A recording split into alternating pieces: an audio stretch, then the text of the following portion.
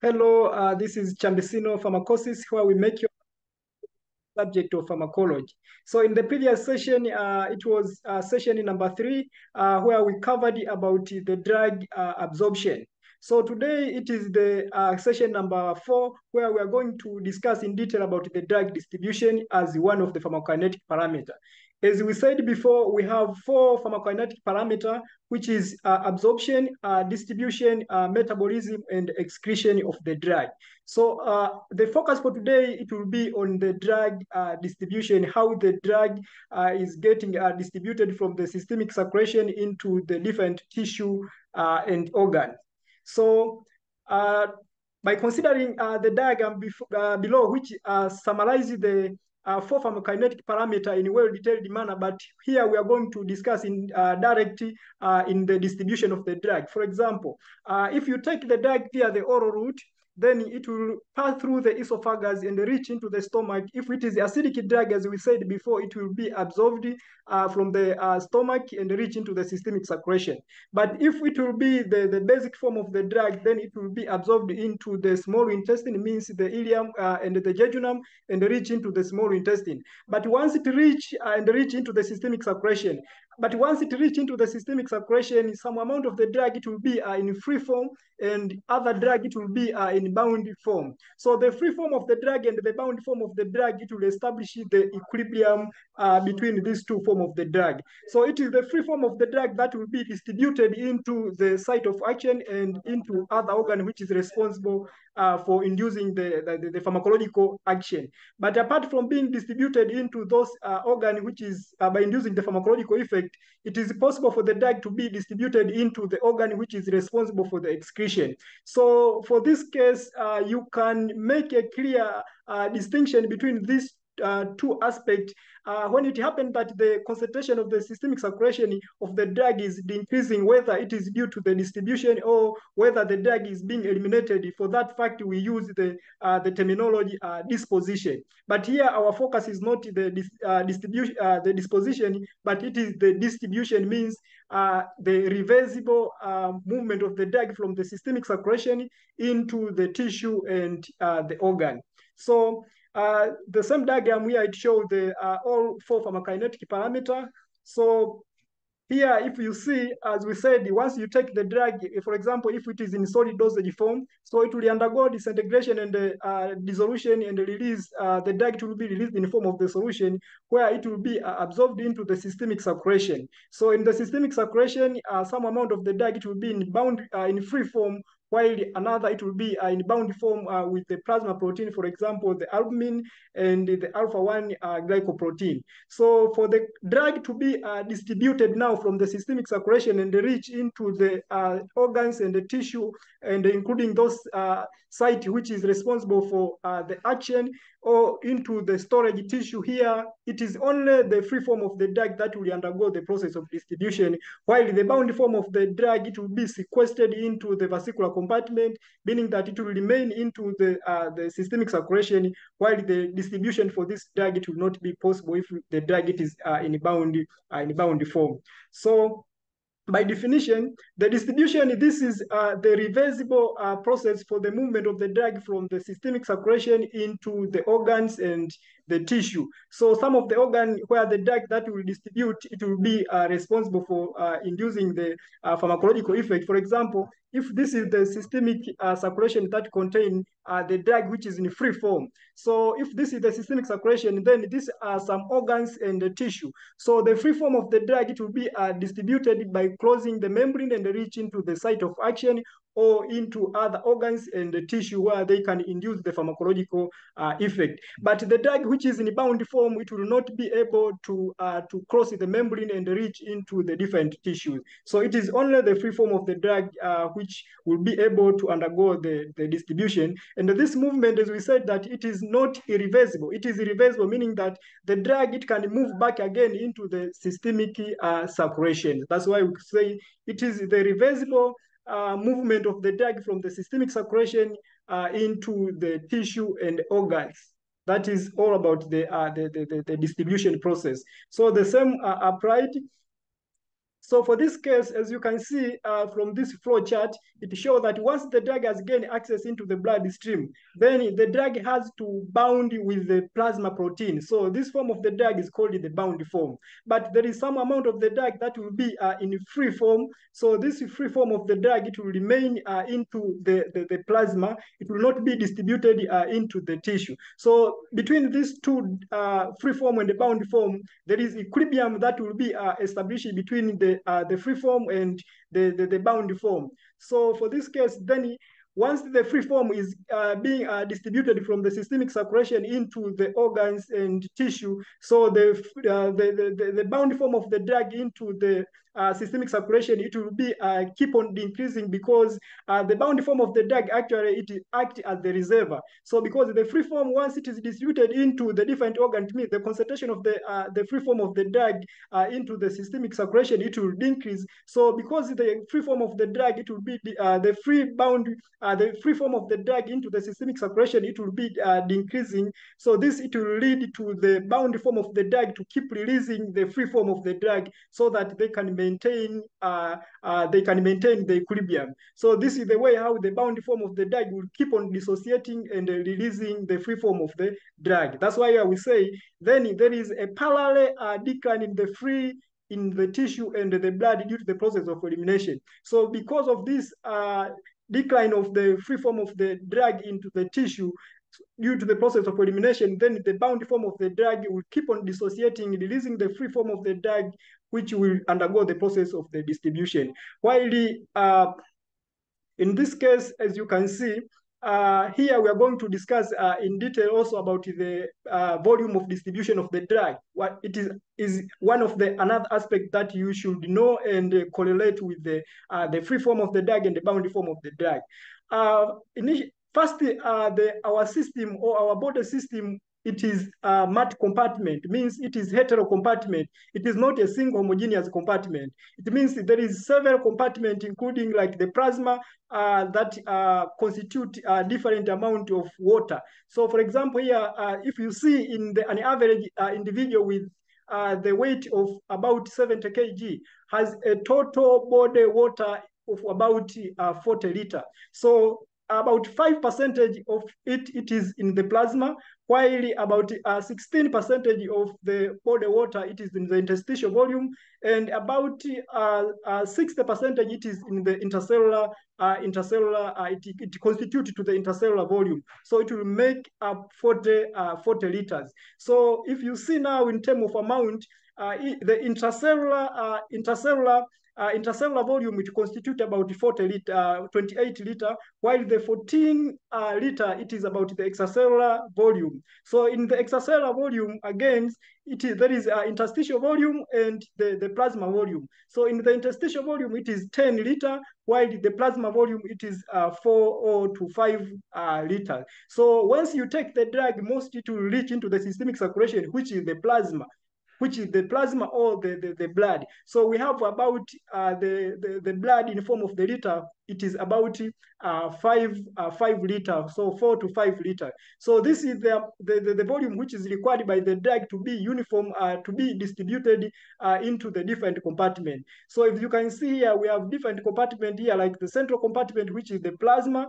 and the peripheral compartment, including those tissue and organ. So to discuss in detail about the volume of distribution here, this is the volume of the blood which is required, the volume of the blood which is required by the drug to be uniform distributed into our body. So for this case, actually the drug is not uniform distributed, because we have different compartments that receive this amount of the blood and the different amount or in the different ratios. But to explain the apparent volume of the distribution here, we consider the body system as the homogeneous compartment. It means that there is no different compartment, there is no several compartment, meaning meaning that once we take the drug to distribute uniform throughout the body. That's why the volume of the distribution, it is considered as the apparent volume of the distribution. It is not the true volume of the distribution, because of this assumption that our body system, it is the single homogeneous compartment. Now, by considering that, you can calculate the volume of the distribution, so you can know this amount of the drug, it can be distributed to what amount. So that volume, it will be the volume of the distribution. So you can take the dose of the drug which is administered via the IV divided by the concentration of the drug into the plasma. So for this case, you can take, for example, you inject about, for example, this is the systemic circulation. So if you inject the drug, for example, 50 milligram of the drug, so after sometimes, then you take the sample of the blood and measure the concentration. So we expect the concentration of the drug to be the same as the amount of the drug which is was injected into the patient, because the system, it is a homogeneous compartment. It is not heterogeneous compartment. So there is no distribution of the drug into the different organs or into the tissue because of the homogeneous compartment. But in really, there is a heterogeneous compartment. So we have some different compartment, including the peripheral compartment. Once you take the drug, for example, 50 milligram, then after sometimes, if you take the blood sample and measure the concentration, the amount of the drug in terms of concentration, it will not be the same as the one which was used, because some amount of the drug now, it will be distributed into the different organ. So for example, here, if you calculate the volume of distribution for the drug that was injected, it was around 1,000 milligram. And then after sometimes you measure the concentration of the drug, you find it is 50 milligrams. So if you calculate the volume of distribution here, it is 24 liter. So you can think that, is it possible to have the volume of the plasma of about 20 liter, which is something impossible, because we know that our plasma volume, it is only 5 liter. That's why the volume that you are getting here, it is the apparent volume of distribution. It is not the true volume of distribution. So it is obtained by the assumption the body, by the assumption that the body, it is the single homogeneous compartment. It is not the heterogeneous compartment. So that's why you can get the volume of the distribution, which is higher than even the volume of the plasma that as a normal individual have it. So that is very important to know this volume of distribution, because by knowing the volume of the distribution, it means you can know the drug which is extensively bound to the plasma protein, because those drug with extensive bound to the plasma protein means it will have the concentration of the plasma, it will be very high, then in the volume of the distribution, it will be low.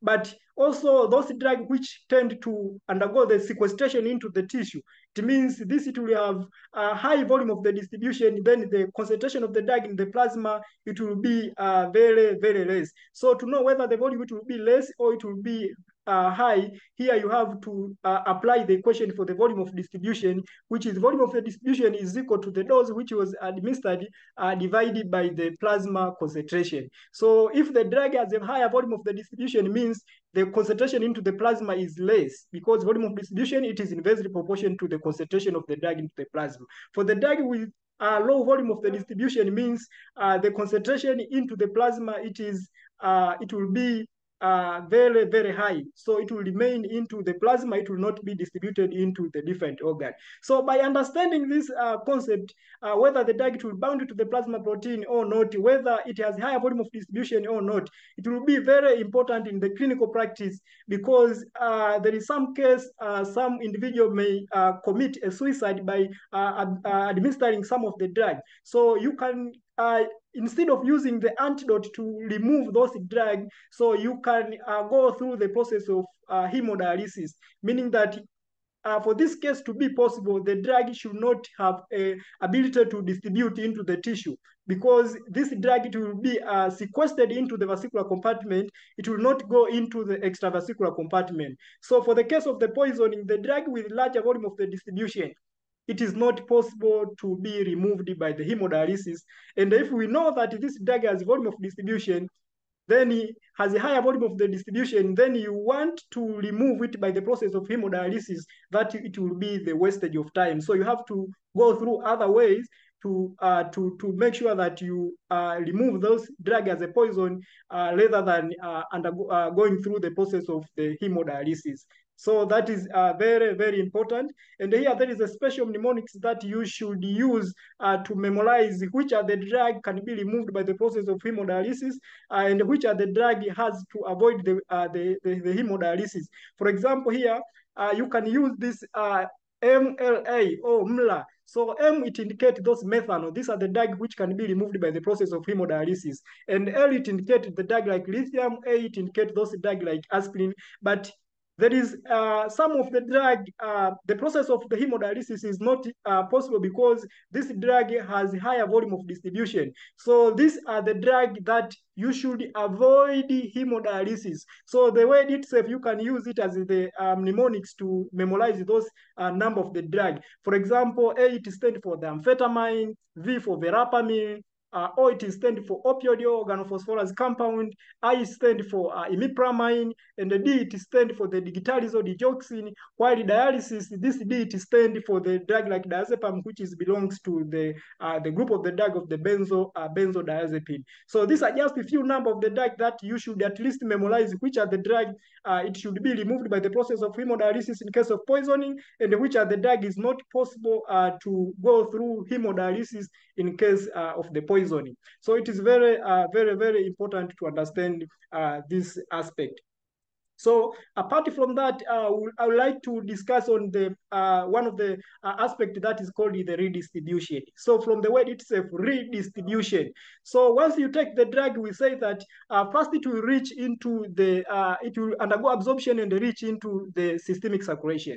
Then from the systemic circulation, it has to undergo the distribution and reach into the different organs and the tissue. But there is a different organs and the tissue perfusion. So some of the organ it is highly perfused, while the other organ it is less perfused. So for those organ which is highly perfused means it will be the first to receive the drug just within a few minutes after the drug reach into the systemic circulation.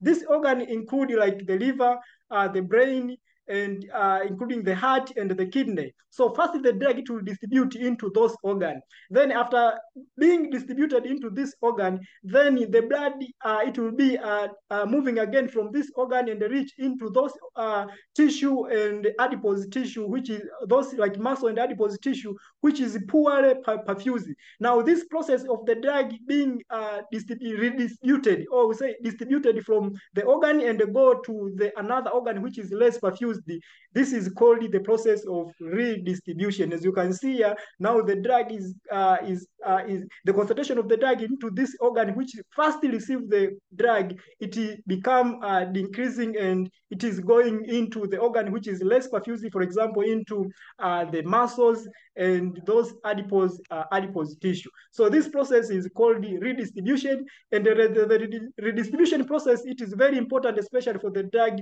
which is highly lipophilic, and for the organ which is the first organ that will receive the drug are those organs which is highly perfused, means highly supplied with the blood. So the good example for this drug included the thiopental sodium, which is used as the general anesthesia. So this drug, it is action, it is very has a brief has a short duration of action, and the action, the onset of action, it is very fast.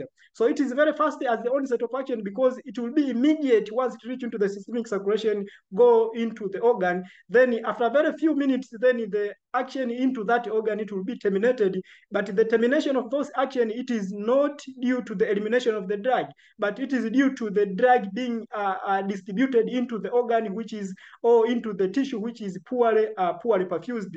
And then in this process of being distributed into the the organ which is poor perfused, it will take some time. So it will have a long period. So as you can see from the diagram of the dose against time, so here, once the drug reach into the systemic circulation, so once it reach into the systemic circulation, after a few minutes, then the concentration of the drug, or it is keep on decreasing. So it will decrease, meaning that it will be moving from the systemic circulation and go into those organs which is highly perfused, for example, into the brain, into the heart, into the kidney.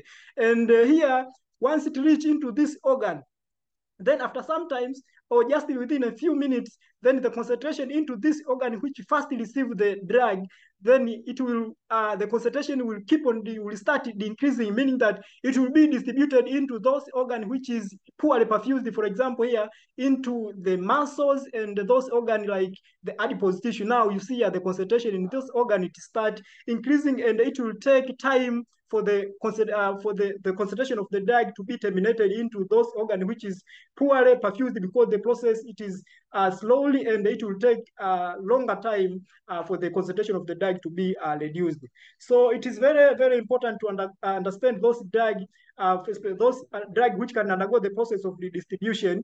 Also, we are going to see the way the extent of the plasma protein binding.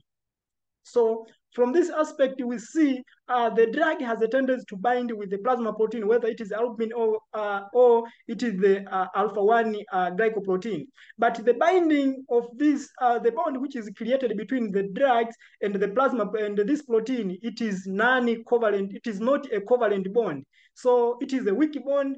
So the process it is reversible. That's why the bound form of the drug, after sometimes when the concentration of the free form is increased, it means it will keep on dissociating, releasing the free form. So dissociation is possible because of the weak bond. So we have, as we said, that we have two forms of the drug, the bound form and the free form of the drug, as you can see here into the plasma, the bound form and the free form of the drug. And it is the free form of the drug that will be able to undergo the process of the distribution and reach into the different site.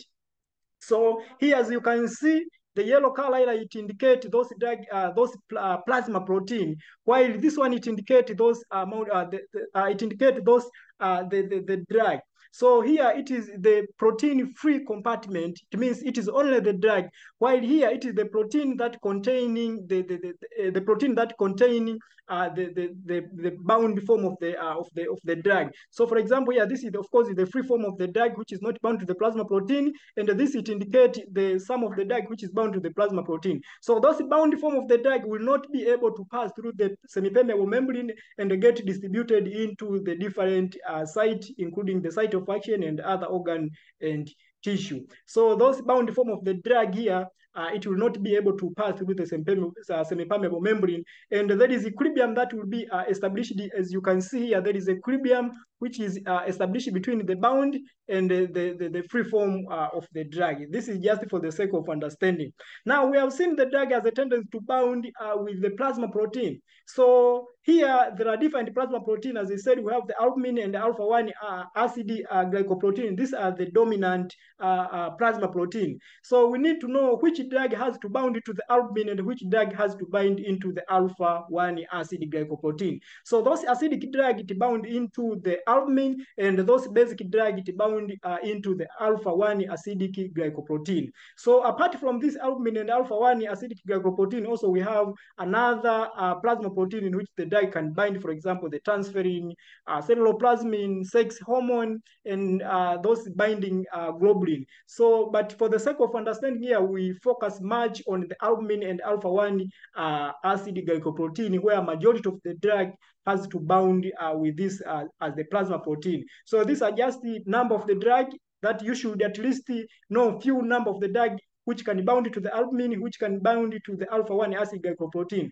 As you said that the albumin, it is only the acidic drug that will bind, for example, barbiturate, benzodiazepine, non-steroidal anti-inflammatory drug, valproic acid, phenytoin, and other number of drugs. As you can see, it is listed on the slide. But also we have some number of the drug that can bind to the alpha-1 acidic glycoprotein. These are the basic drug. So whenever you know the drug, it is basic. So there is a possibility to get complexity with the alpha-1 acidic glycoprotein and the form a huge molecule, for example, the beta blocker, the bupivacaine, lidocaine as a local anesthetic, disopyramide, imipramine, methadone, prazosin, quinine, and the verapamil. These are just a few number of the drug that can bind to the alpha-1 acid glycoprotein. So by understanding this, the plasma protein bounding, this has a clinical significance. For example, those free form of the drug or unbound form of the drug, they are active, so it can provide or show the mechanism of action, but it can be metabolized and get excreted. But the bound form of the drug, this it is inactive, it cannot cause the pharmacological effect, and it cannot be metabolized, not excreted. Instead, it will be acting as the reservoir. Once the free form of the drug into the circulation, it is decreasing, then this bound form of the drug, it will be dissociating, releasing the free form of the drug. So that's why here we say it acts as the reservoir.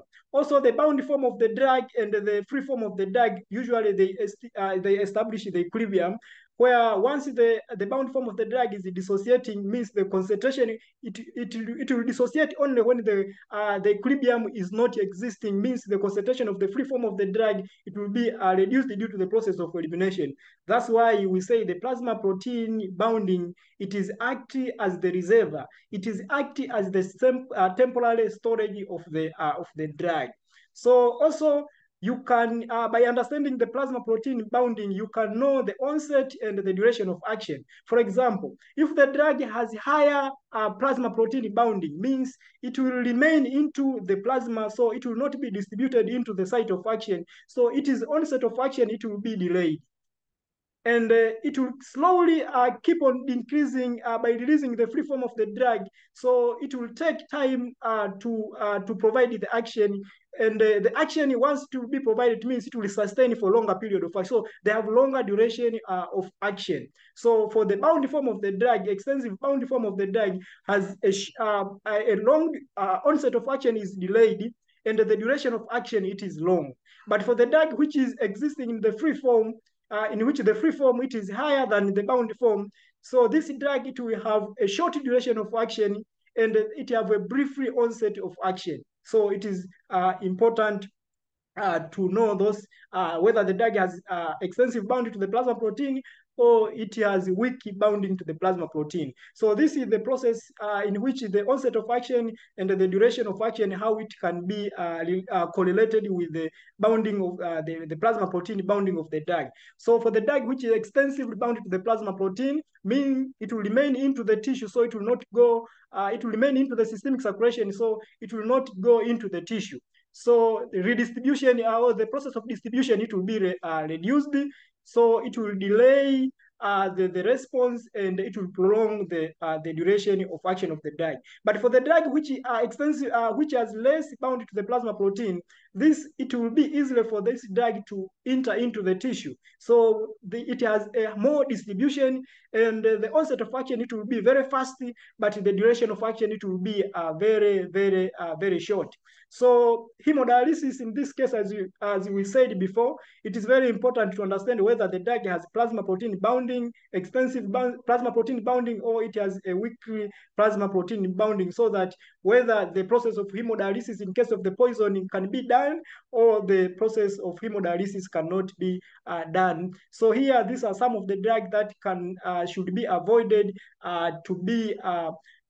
to go through the process of hemodialysis if the poisoning it occur. For example, as we mentioned before, you can use this avoid dialysis, which is amphetamine, verapamil, opioid organophosphorus compound, imipramine, digoxin, or this called the diazepine from the group of the benzodiazepine. So another clinical significance of the plasma protein is there is a condition in which the level of the plasma protein is decreasing into our body. For example, if someone is suffering from the nephrotic syndromes, or the individual has hypoalbuminemia, so the level of the albumin, it is less into the systemic circulation, meaning that those drugs which is responsible to bound with this albumin, it will not bound. Instead, it will be existing in form of the free form. So this is very dangerous, especially if the drug has narrow therapeutic window, because it can precipitate to the toxicity.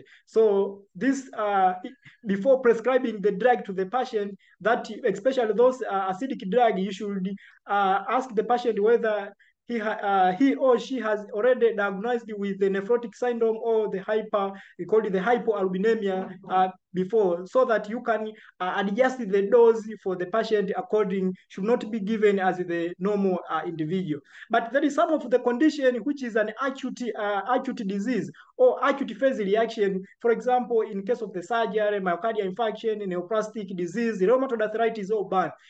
In this condition, as an acute condition, the level of the alpha-1 acid glycoprotein tend to increase. So if it increases, means that if you prescribe the drug, which is basic drug, it means it will bind extensively with this the alpha-1 acid glycoprotein. So the drug, it will fail to be distributed into the site of action. This, it can lead to the therapeutics failure. So it is very important before giving this especially acidic drug to know whether there is any acute infection to the patient that it was existing. It means that if he or she has a recent acute infection, so that you can increase the dose to that patient instead of giving the normal, so that you can achieve the therapeutic effect to that patient. Also, there is some of the drug which tend to bind with the same. Two drug has the ability to bind with the albumin, meaning that for this case, these two drugs might have different affinity. One of them, it has high affinity to bind to the plasma protein, or like albumin, while other it has less affinity. So the less affinity drug, if these two drugs, it is taken concomitant, meaning that one drug which has less affinity, it will be displaced, whereby the drug which is higher affinity, it will bind to the plasma protein. So they displace the amount of the drug, means to be existing to the systemic circulation in free form. So the concentration to be higher. This, it can lead to the toxicity. So the care should be taken for these two drugs, because these two drugs, especially the drug from the same nature, for example, if the drug, both of them, they are acidic drug. So for the acidic drug, the interaction, it is possible if both of them has to bind into the albumin. One, it will be displaced, while another, the one which is displaced, it will lead to the toxicity. So for the two drugs, which is one is acidic and another is basic, this competition or displacement reaction, it will not occur, because these are the two drugs. One is acidic, another is basic, and it is binding site, it is different. So competition is not possible for this kind of the drug. So because of the process of displacement, this, it can lead to the toxicity, especially for those drugs with narrow or safety of margin. So for example, most of the drug like cephalosporin and those drugs like penicillin, this drug has to be excreted through the process of the secretion. So the same transporter which is involved for the excretion of the drug. Also, there is some of the drug that use the same. For example, the drug called one of the drug which is called which is used in the gout, which is called the probenecid. So this drug, it will high affinity. If these two drugs is taken together, it has high affinity, so it can displace this whether cephalosporin or the penicillin. Then the concentration, it will be very high, that can lead to the toxicity. So some few examples, for example, salicylate can displace the sulfonylurea, and omethacin and the phenton can able to precipitate the warfarin. So these two drugs should not be taken concomitant at the same time. Sulfonamide and the vitamin K has ability to displace the bilirubin, and it can lead to the kinectorase, especially in the neonate. That's why this vitamin K and the sulfonamide, this should not be taken in the neonate, because it can lead to the kinectorase as the effect of the interaction of the two drugs. So this is very important to know. So after knowing this process of the plasma protein bounding and some brief description for the distribution of the drug, now what are the factors that affect the distribution of the drug? Here, as enlisted here, we have the rate of the tissue blood flow, meaning the perfusion of the tissue, the extent of the plasma protein bounding, and the extent of the tissue binding or accumulation of the drug. So also the last is the permeability characteristic of the specific tissue. Here we are going to see some different physiological barrier, including the placenta barrier or the blood-brain barrier. So starting with the extent of the tissue binding, so some of the drug are not uniform distributed into the body. So some of the drug, it is highly distributed into a particular tissue, means some tissue has affinity to a particular drug. So for example, if you take example, the drug like chloroquine, it is highly distributed into into the eye, so into the retina, means, and some of the drug, it is distributed into the keratin. So the distribution of the drug is not the same. The affinity for the drug in the body is not the same. So for this case, you can see for example, of the organs or tissue and the number of the drug that can be highly distributed, especially, or that will have high affinity to that organ. For example, here we mentioned like the chloroquine also can be distributed into the liver. Also, we have something like the retina, whereby most of the dye can be distributed into this organ. So it is very, very important, as we said, that to understand all those aspects. So also here, one of the aspects that we say also we are going to discuss apart from this process of the distribution, also we have the permeability characteristic or specific tissue membrane. So here it is mostly the physiological barrier that we are going to discuss it. So because of the presence of this physiological barrier means some barrier that prevent some nature of the drug to get access into that organ or tissue. So the drug, it will not be distributed into that organ or tissue. For example, another one of the barrier is the blood-brain barrier, whereby most of the water-soluble drug, it will be restricted to enter into the brain. The placenta barrier.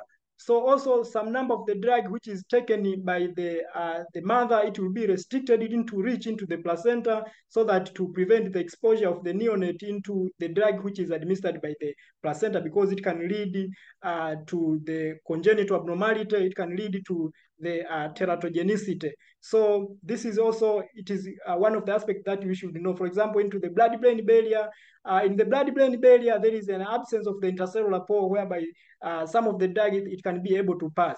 So there is a presence of the endothelial cell in the brain capillary. As we say, it is very small. So there is existence of the tight junction.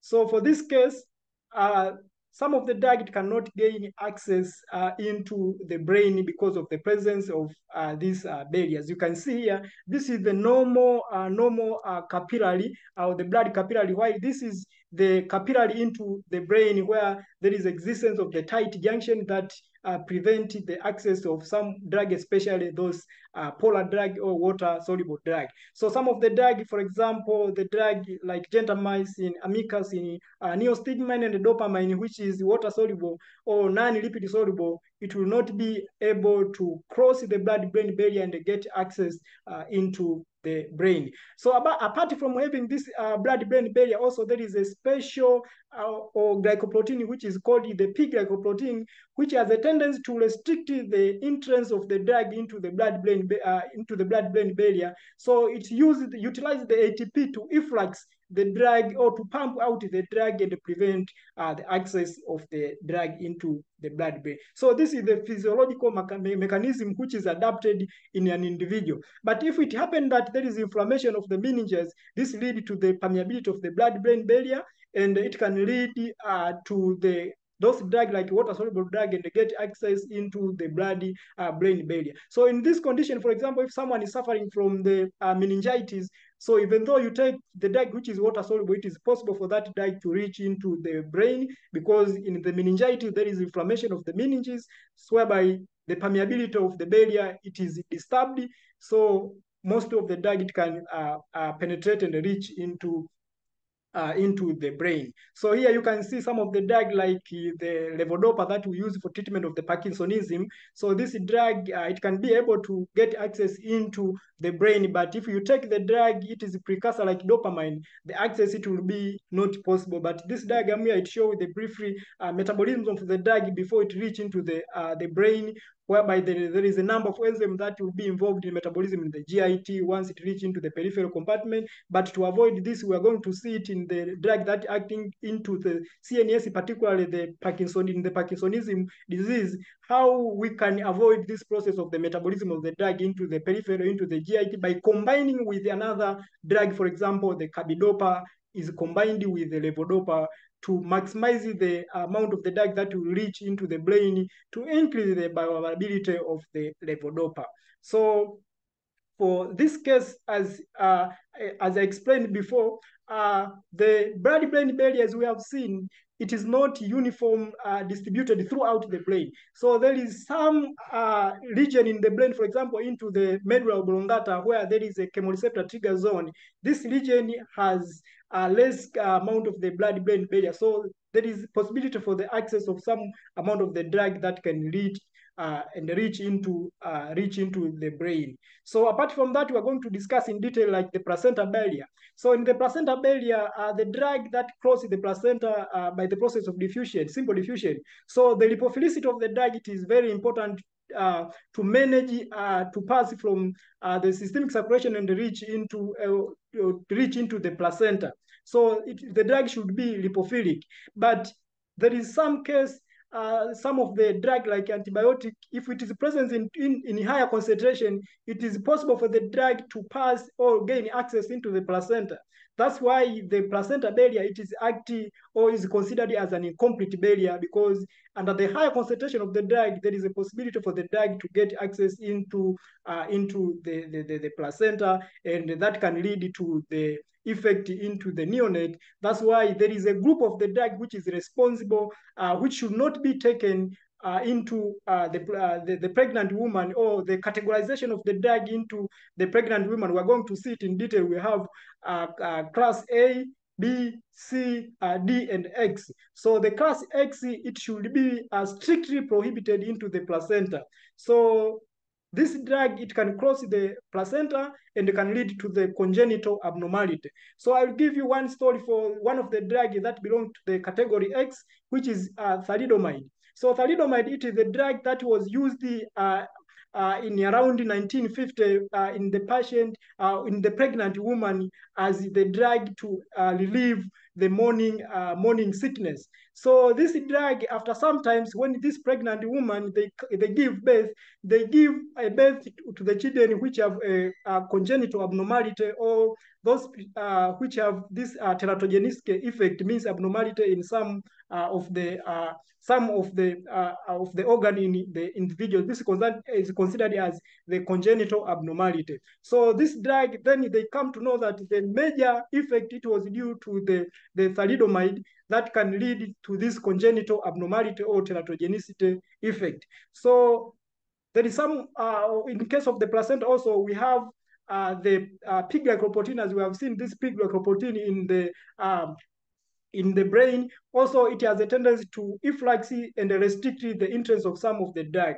But it is not all the drug should not be taken in the pregnancy woman, because there is some number of the drug like penicillin, erythromycin, azithromycin. These are some of the drug that can be taken in the pregnancy, and it is safely taken. So it can be in category A or in category B, where it can be taken safely without causing any teratogenicity effect or any congenital abnormality. So that is all about the placenta barrier as one of the physiological barrier. So this is all about the distribution of the drug as one of the pharmacokinetic parameter. Thank you for listening, and welcome for the next lecture that we are going to conduct very soon. But I would like to remind you, don't forget to like, to comment, and subscribe our YouTube channel. Also, you can turn on the notification so that you'll be updated when a new content is uploaded in our YouTube channel. Thank you very much.